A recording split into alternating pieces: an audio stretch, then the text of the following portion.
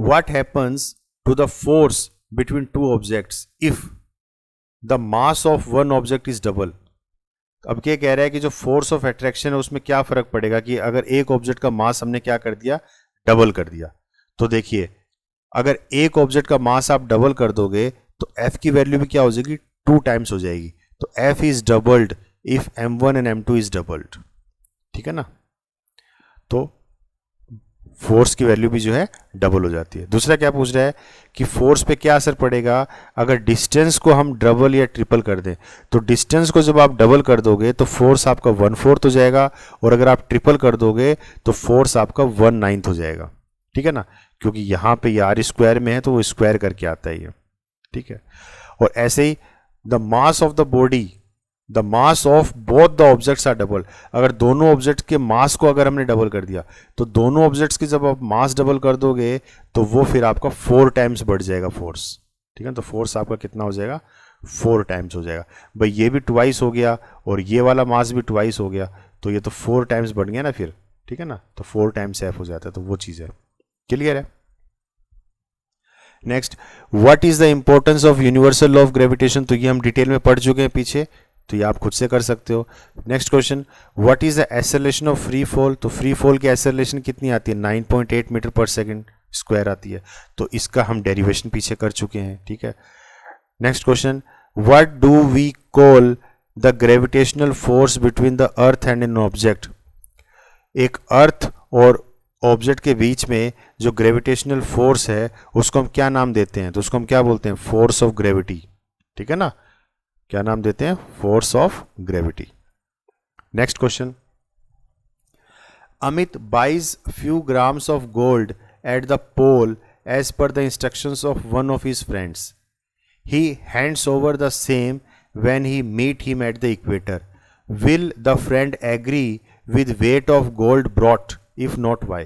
तो ये कह रहा है कि अमित जो है वो गोल्ड, मतलब मान लीजिए गोल्ड को जो है लेके आता है वहां से, ठीक है ना। जैसे मान लीजिए वो 10 ग्राम गोल्ड वहां से लेके आया। कहाँ से लेके आया, पोल पे है वो।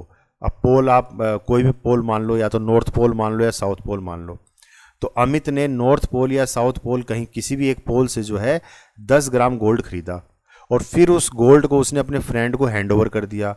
और उसका फ्रेंड जब उसका वजन करता है, ठीक है ना, उस गोल्ड को जब मेजर करता है तो वहां पे उसका जो वेट है वो सेम आएगा या डिफरेंट आएगा? 10 ग्राम ही होगा या 10 ग्राम से कम या ज्यादा होगा? तो इसका आंसर क्या है कि वेट जो है सेम नहीं आएगा, वेट में फर्क आएगा। क्यों? वेट के बारे में हम क्या पढ़ा हमने पीछे कि the value of weight changes from place to place. एक प्लेस से दूसरी प्लेस में इसकी वैल्यू जो है चेंज होती है, ठीक है ना। क्यों चेंज होती है? क्योंकि वेट किसके बराबर है, mg के बराबर है।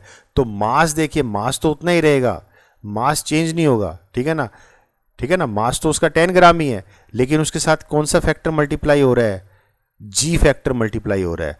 और g की वैल्यू जो है वो प्लेस टू प्लेस वेरी करती है, ठीक है ना। इक्वेटर पे g की वैल्यू हो सकती है 9.8 हो, और पोल पे हो सकता है इससे थोड़ी कम मिले, ठीक है ना। कम नहीं होगी, ज्यादा होगी इक्वेटर पे वैसे। तो since the value of g is greater at the poles, तो पोल के ऊपर जो है g की वैल्यू ज्यादा होती है, ठीक है ना, then at the equator. So the weight of the gold at the pole will be greater than the weight of the gold at the equator. तो कहने का मतलब कि पोल के ऊपर अगर उसका वेट 10 ग्राम है तो इक्वेटर पे जब हम उसका वेट करेंगे तो वो 10 ग्राम से कम ही आएगा। Next question, why will a sheet of paper fall slower than one that is crumbled into a ball? कि देखिए किसी हाइट से जो है हम दो चीजें गिराते हैं, एक तो हमने पेपर गिराया, एक तो कागज का टुकड़ा हमने गिरा दिया, ठीक है ना। एक हमने कागज का टुकड़ा गिराया ऊपर से, इस पे कुछ लिख देते हैं हम, लिखा हुआ है कागज का टुकड़ा गिरा दिया, और एक हमने उसी कागज की एक बॉल बना के गिरा दी, ठीक है। तो why will a sheet of paper fall slower than one that is crumbled into a ball? तो हमने तो ये पढ़ा था कि किसी भी दो ऑब्जेक्ट को जब हम पर्टिकुलर हाइट से गिराएंगे तो चाहे उनका मास कुछ भी हो, या उनकी शेप कुछ भी हो, या उनकी साइज कुछ भी हो, दोनों के दोनों ऑब्जेक्ट एक ही टाइम पे ग्राउंड पे पहुंचेंगे, यही हमने पढ़ा है।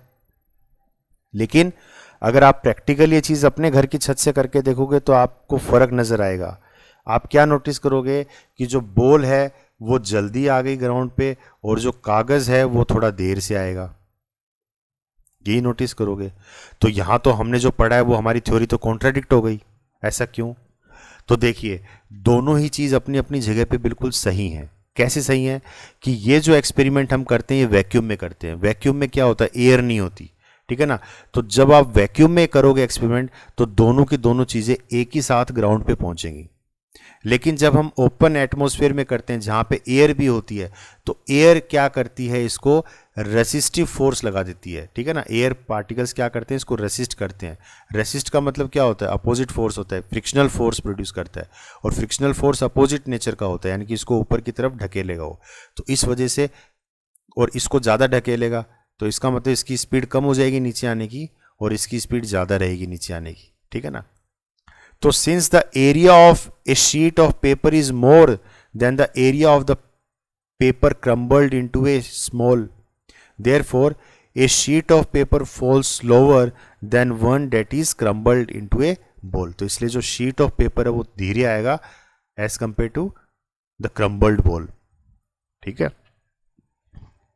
तो इसमें एयर रेजिस्टेंस का रोल आ जाता है, ठीक है, क्योंकि एयर रेजिस्टेंस है और जितना ज़्यादा एरिया होगा उतनी ज़्यादा एयर रेजिस्टेंस लगेगी उसको, ठीक है। और क्योंकि पेपर पूरा है तो उसके ऊपर उसका एरिया ज़्यादा है, इसका एरिया ज़्यादा है तो ज़्यादा रेजिस्टेंस का मतलब ज़्यादा अपोजिशन, और ज़्यादा अपोजिशन मिलेगी तो उसकी स्पीड स्लो हो जाएगी। तो जो पेपर पीस है वो देर में आएगा और जो क्रम्बल्ड बॉल है वो जल्दी आएगी। Next question, gravitational force on the surface of the moon is only 1/6 as strong as gravitational force on the earth. What is the weight in Newton of a 10 kg object on moon and on the earth? तो ये कह रहा है कि हमें पता है कि जो ग्रेविटेशनल फोर्स है मून के ऊपर कितना होता है, 1/6 हो जाता है अर्थ के कंपेरेटिवली, ठीक है। ये चीज़ हम पीछे पढ़ चुके हैं। अब इसी बेसिस पे ये वाला क्वेश्चन सोल्व करना है। ये क्या कह रहा है कि एक ऑब्जेक्ट है जिसका वेट जो है वो मून पे कितना है, 10 kg है, ठीक है ना। तो what is the weight in newtons of a 10 kg object on the moon. तो एक 10 kg मास है किसी भी ऑब्जेक्ट का, उसका वेट निकालना है, मून पे कितना वेट होगा और अर्थ पे उसका कितना वेट होगा, ठीक है। तो मास हमें गिवन ऑब्जेक्ट का, तो मास हमें पता है, देखिए मास चेंज नहीं होता, मास तो उतना ही रहेगा, अर्थ पे भी उतना ही रहेगा और मून पे भी उतना ही रहेगा, लेकिन वेट में फर्क आएगा। तो वेट हमें निकालना है। तो वेट क्या है, अर्थ के ऊपर वेट कितना होगा, mg। तो मास दे दिया 10 kg, और अर्थ के ऊपर ग्रेविटी कितनी होती है, 9.8 एक्सेलरेशन ड्यू टू ग्रेविटी। तो ये कितना आ जाएगा, 98 न्यूटन। और अगर हम मून के ऊपर वेट करेंगे तो वेट ऑन मून तो वो हो जाएगा mg, और ये 1/6 हो जाता है ना अर्थ के कंपेरेटिवली। यहाँ पे जो वेट है वो 1/6 है। ये पीछे हम देखिए फॉर्मूला कर चुके हैं ये। तो कैसे क्या था, weight of object on moon is 1/6 the weight of an object on earth. तो अर्थ के ऊपर जो वेट होगा मास के कंपेरेटिवली, मून के कंपेरेटिवली, वो 1/6 हो जाएगा मून पे, ठीक है। तो 1/6 से इसको डिवाइड कर दिया, तो 98 को 6 से डिवाइड कर देंगे तो कितना आ जाएगा, 16.33 न्यूटन, ठीक है ना। तो देखिए अर्थ के ऊपर वेट ज़्यादा है और मून के ऊपर वेट कम है, और मास दोनों का सेम है, 10 kg। Next question, a ball is thrown vertically upward with a velocity of 49 meter per second. कि एक बॉल है जिसको हमने वर्टिकली ऊपर की तरफ उछाल दिया, किस स्पीड से, 49 मीटर पर सेकेंड। क्या कैलकुलेट करना है, the maximum height to which it rises. किस मैक्सिमम हाइट तक वो पहुंचेगा ऊपर, ठीक है ना। ऊपर की तरफ उछाला तो कितनी हाइट तक वो जाएगा, ठीक है ना। तो वो हमें h की वैल्यू निकालनी है, ये हमें h की वैल्यू निकालनी है। और क्या निकालना है, the total time it takes to return to the surface of the अर्थ।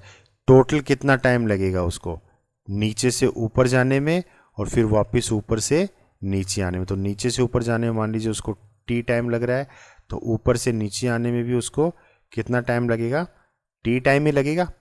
ये भी हम पीछे ड्राइव कर चुके हैं कि जितना ऊपर जाने में टाइम लगता है उतना ही टाइम उसको नीचे आने में लगता है। तो आपको टोटल टाइम निकालना है, ठीक है ना। तो इसको t1 मान लो, इसको t2 मान लो, तो t1 प्लस t2 निकालना है आपको। और t1 t2 किसके बराबर है, t के बराबर होता है, तो यानी कि ट्वाइस ऑफ t हो जाएगा वो। तो देखिए गिवन क्या है, इनिशियल वेलोसिटी गिवन है, किस स्पीड से उसको ऊपर उछाला है 49 मीटर पर सेकंड, और ऊपर जाके एक पर्टिकुलर हाइट पे जाके क्या हो जाएगा, रुक जाएगा, तो वहाँ पे फाइनल वेलोसिटी क्या हो जाएगी, 0। और एसेलेरेशन ड्यू टू ग्रेविटी, अगर ऊपर हम जाएंगे तो वो अगेंस्ट ग्रेविटी होगा, तो एसेलेरेशन कितना आ जाएगा, माइनस के साथ आ जाएगा, ऐसे minus 9.8 meter per second square, ठीक है ना। तो फर्स्ट इक्वेशन ऑफ मोशन आप यूज़ कर सकते हो, v square is equal to u square plus 2as। यहाँ पे s हमें निकालना है, बाकी सारी वैल्यूज़ हमें गिवन है, ठीक है। सोल्व करोगे तो s की वैल्यू कितनी आ जाएगी, 122.5 मीटर, मतलब इतनी हाइट हो गई उसकी, ठीक है ना। तो ये आपकी हाइट आ गई h, ठीक है। तो मैक्सिमम हाइट कितनी हो गई, 122.5 मीटर। अब हम क्या निकालना, टाइम निकाल लेते हैं। तो सेम आप first equation of motion use कीजिए, that is v equals to u plus a t. तो टाइम निकालना है तो v minus u upon a हो जाएगा। फाइनल वेलोसिटी 0 है, इनिशियल वेलोसिटी 49 है, एसेलेरेशन ड्यू टू ग्रेविटी क्योंकि ऊपर जा रहा था ऑब्जेक्ट तो माइनस 9.8, तो कितना आ गया, 5 सेकेंड आ गया। और हमें पता है कि जितना टाइम ऊपर जाने में लगता है उतना ही टाइम नीचे आने में लगता है, तो नीचे आने में भी उसको 5 सेकेंड लगेगा, तो टोटल कितना टाइम लगा उसको, 10 सेकेंड लगा, ठीक है ना। तो the time taken by the ball to reach the maximum height is 5 second. The ball takes the same time to reach the ground from the maximum height, ठीक है ना। क्यों, क्या पढ़ा था हमने कि जो टाइम ऑफ एसेंट होता है वही टाइम ऑफ डिसेंट होता है। तो डेट मीन्स टोटल टाइम कितना हो गया, 5 + 5 दैट इज 10 सेकेंड। क्लियर है।